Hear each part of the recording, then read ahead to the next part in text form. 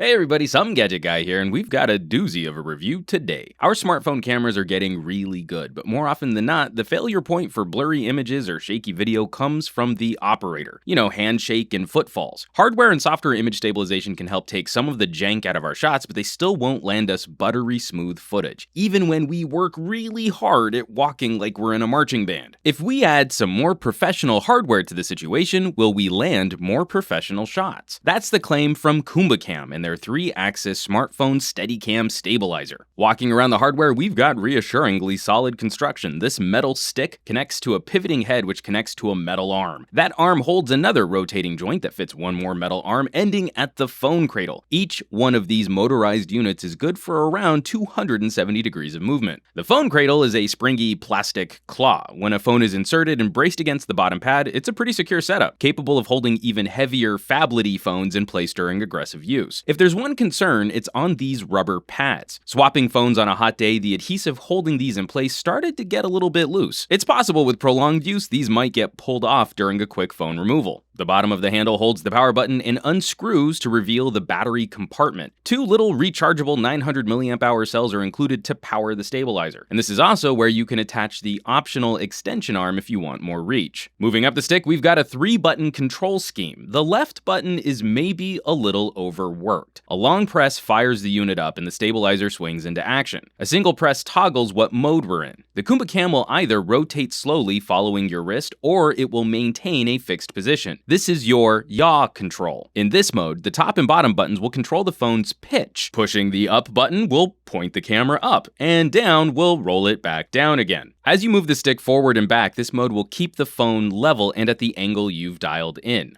A double tap on the left button will swap these controls though. Instead of keeping the phone level, the motors will now keep the vertical angle of the phone following the stick, allowing for a full 360-degree rotation vertically. This also changes the top and bottom buttons over to adjusting the roll angle. Instead of pointing up and down, they'll change the angle of the horizon. This is a fantastic level of control which you can utilize in real time while shooting video for some beautiful panning and sweeping. But it does take a little practice out of the box to remember how to get to each control, and one more button or more detailed collection of indicator lights would certainly be helpful for organizing the settings hierarchy. But that's enough explaining. Let's look at some actual footage. Now, this is a surprisingly sophisticated rig, and we get some beautifully smooth footage out of it. Your arm and shoulder will naturally compensate for some of the way your feet fall. But as that motion is carried into the wrist and fingers, that's often where we get those jerks and shakes in video. The 3 motors nearly instantly compensate for those little twitches and stutters, and that's what produces this almost ethereal floating feeling. Your body and arms are moving around, but the KumbaCam is radically reducing the amount of movement traveling up to the camera. Spending a few days shooting out in the valley and taking a trek down to the Los Angeles Natural History Museum, it wasn't difficult to land some really cool looking shots. KumbaCam claims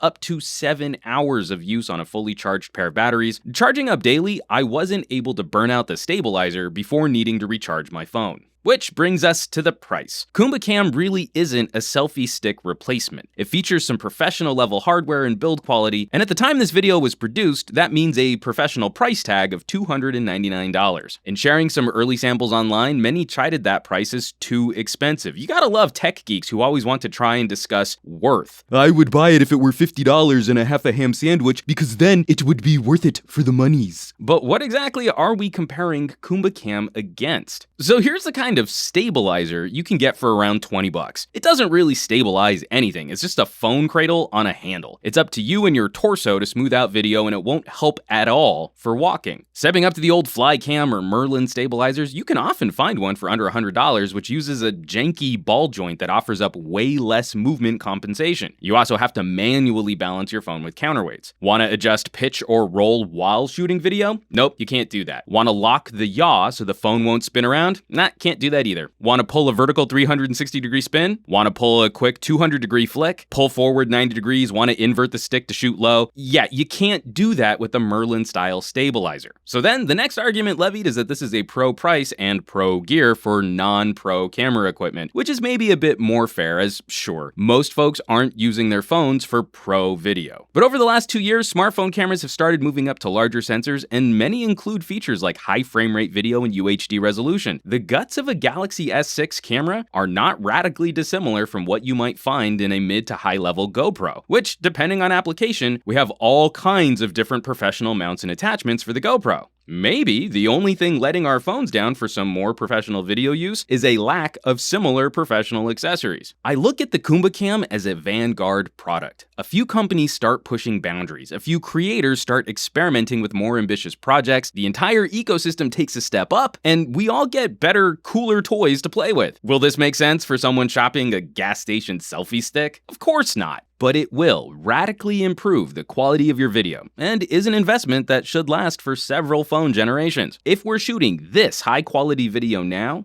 imagine where we'll be with an LG G6 or a Galaxy S8. Why not be ahead of the curve, right? I'll leave some links down below this video where you can find more info on KumbaCam and shop this puppy online. As always, thanks so much for watching. Be sure to subscribe for more reviews like these. And I would not be able to continue producing on this channel if you all weren't out there sharing my videos on sites like Reddit, Facebook, Google+, and the Twitter. So please keep bringing more cool people to the party. Hit that thumbs up button, and I will catch you all on the next review.